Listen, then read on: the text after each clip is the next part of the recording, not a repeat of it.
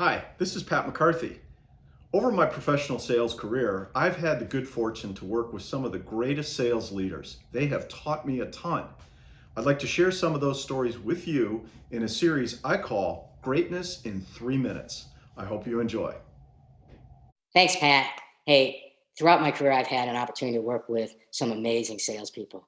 And the way I would define success for those kind of folks is they had deep and diversified relationships with their customers as well as within their own organization.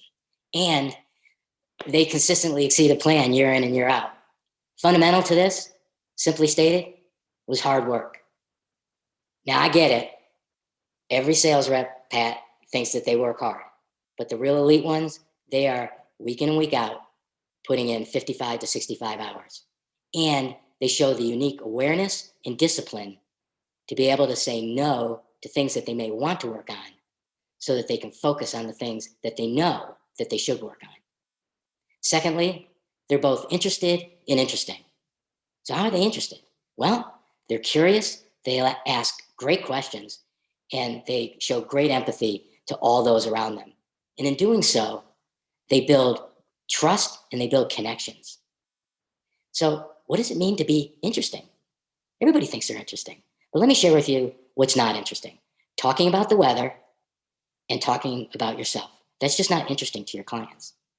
Instead, what is interesting is being able to share knowledge and data and perspectives and connections with those around you. So you really know your product, you know your competitor's product, their strengths, their gaps. You know both organizations really well because you're so well networked and you know so many people within the customer's organization that you're able to bring perspectives and thinkings back to your main contact. Additionally, you're so well networked within your own organization. That's how you learn, and that's how you find valuable resource that you can connect at the right time with your customer. Additionally, I will tell you the real elite ones, they just they seem to know how to bring knowledge forward in a manner to help people see things they wouldn't have seen on their own. Next, I'll tell you, they're great communicators. And you know how they become great communicators? They practice, they practice, and they practice. And they don't give conclusions. Instead, they talk in stories and they share data and facts that draw their audience to the conclusion that they want them to have. And lastly, I'll tell you, they always are prepared. They always seem to anticipate what questions are going to be asked. And that's because they're playing through in their mind all these what if scenarios ahead of time.